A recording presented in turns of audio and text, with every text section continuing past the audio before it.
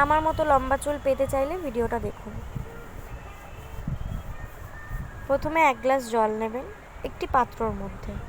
সেই পাত্রের মধ্যে 2 চামচ রোজমেরি, 2 চামচ চাল নিতে হবে।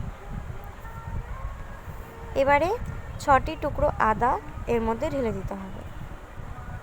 2 টুকরো লেবু দিয়ে দেবেন। 5 মিনিট ফুটিয়ে নিন। এটি হচ্ছে একটি চুলের সিরাম। খুব ভালো এই সিরামটি, যেটা চুলে লাগালে চুলে খুব তাড়াতাড়ি গ্রোথ নেয়। ঠান্ডা করে নেবেন। এবারে আপনাদের বাড়িতে স্প্রের কোনো বোতল থাকলে সেই স্প্রের বোতলের মধ্যে ছেঁকে নেবেন। এই জলটি ছেঁকে নিয়ে রাখবেন। এই জলটি সপ্তাহে 2 দিন করে লাগাতে হয়। শ্যাম্পু করে নেবেন। শ্যাম্পু করে নেওয়ার পর এইটি লাগাবেন। এরকম ঘন স্মুথ চুল পাবেন। তাহলে আপনি ভিডিওটি ভালো লাগলে কমেন্ট শেয়ার করবেন। ঠিক।